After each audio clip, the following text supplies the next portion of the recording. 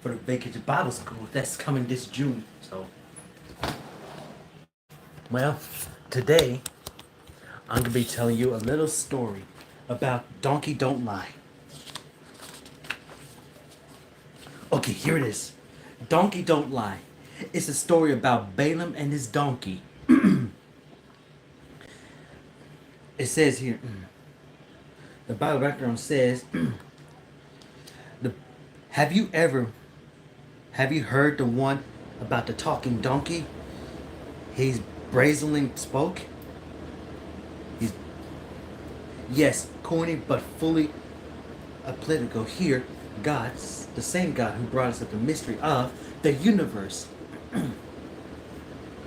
And now, here's the story of Balaam and his donkey. The universe, the drama, the death and life, the romance, the adoration and love bring us a comic relief of humor and laughter, sandwiched between the ranting and complaints of ungrateful Israelites wandering in the desert, and more ranting and complaining of ungrateful Israelites wandering in the desert sites. In the desert sits the usual story, full of irony but rich with spiritual truth and wisdom. All right, in chapter 2, preceding number 22, the Israelites witnessed God rescuing them time and time again. He provided water from a rock when there was no water. He conquered the enemies. He conquered their enemies in a miraculous way that could only be explained by God. He provided food from heaven itself. If anyone was to believe in God, do signs and miracles, you would think it would be the Israelite who had experienced front row seats for some of these great and most incredible miracles known to man. Yet, when faced with danger, uncertainty, disgruntlement, they quickly turned from God to wherever man-made source they thought could help them. So the irony of Balaam begins with the very fact that Balaam is not an Israelite.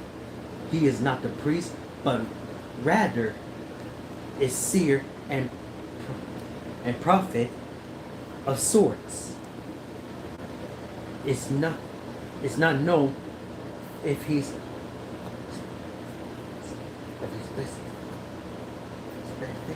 specifically concealed from God, if so, the advice of many gods, it appears at least that he does know the power of God and has some kind of conversational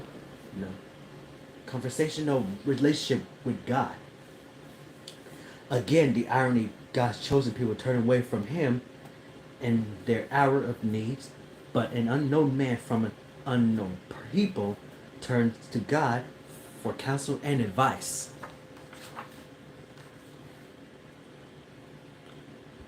Okay, now for option number 1. Oh, that's for Bible class. Sorry. Oh, shoot, that's for Bible class. Sorry. I'll just read the rest of the story. We also know for the text that Balaam appeared has been well known for his visions and his ability to either curse or bless.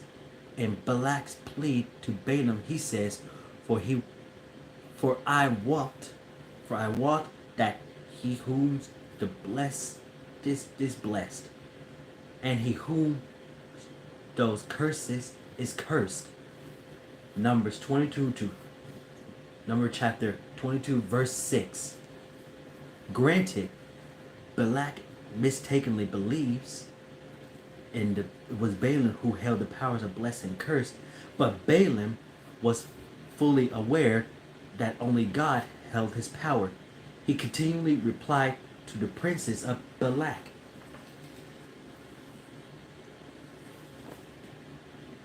Where was I? Balak. Okay, here it is. That he could do that he could do what God instructs him to do.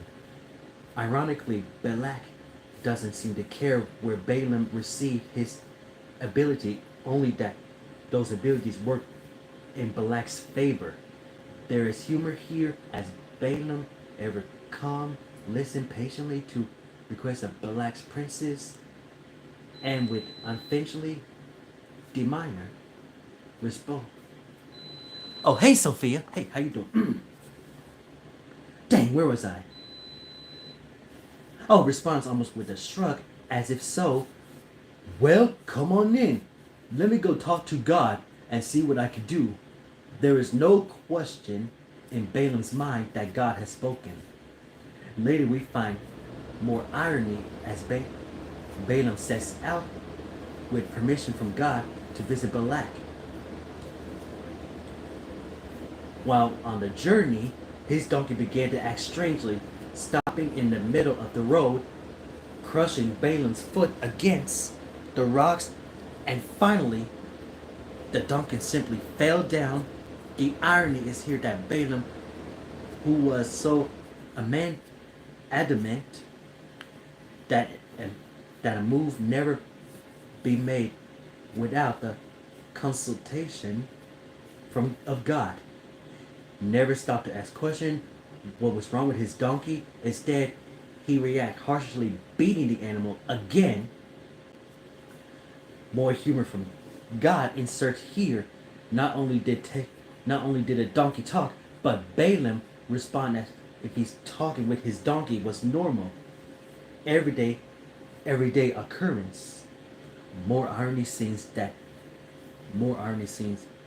in Balaam, who appears to have some kind of close, personal, conversational relationship with God, was unable to see the angel. Rather, it was his donkey that saw the angel and stopped him. So Balaam wasn't really paying attention to the donkey, what he saw. So the donkey saw something.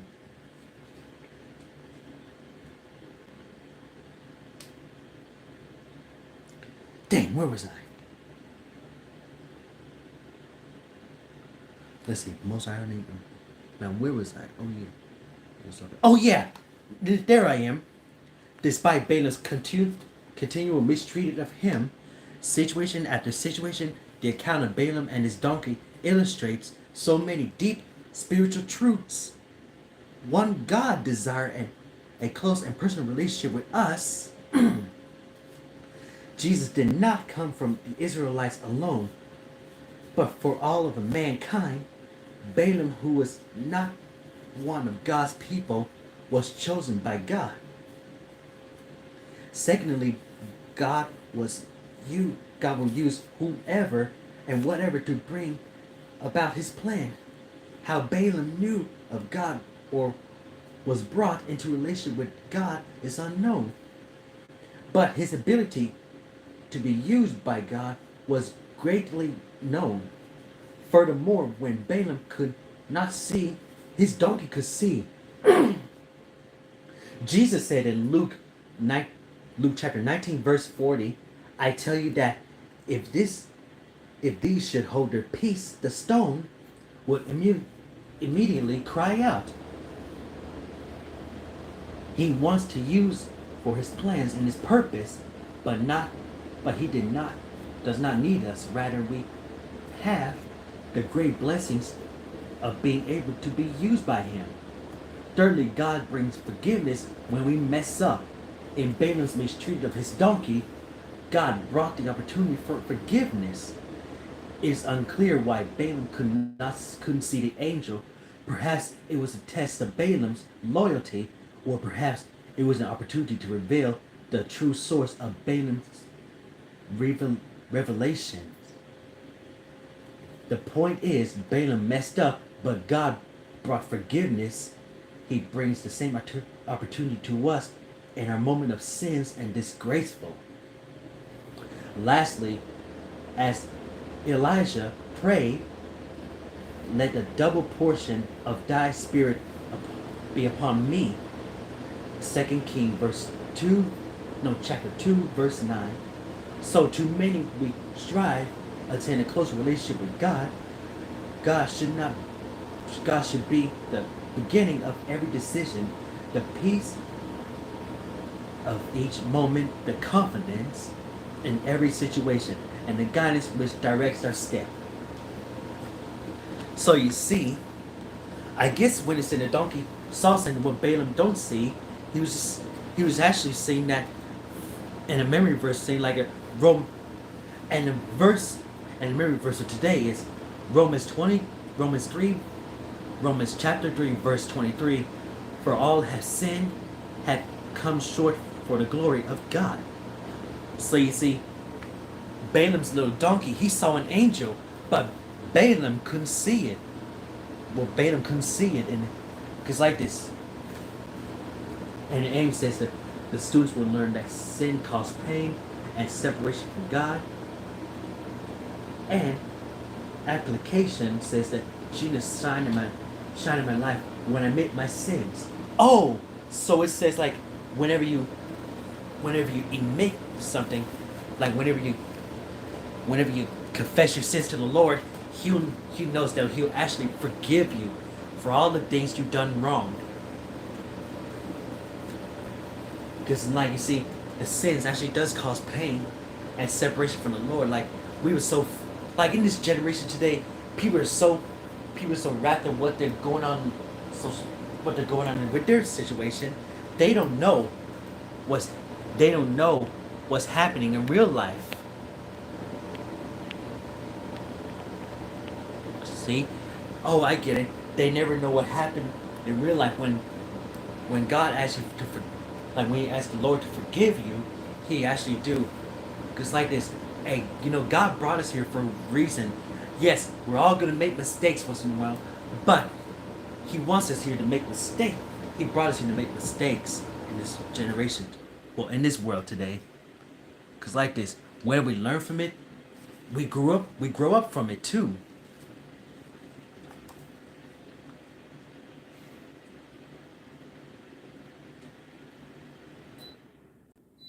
And I see what it means right there. Jesus shine my light when I admit my sins. Oh, okay. So when you confess your sins to the Lord, you'll see that he'll actually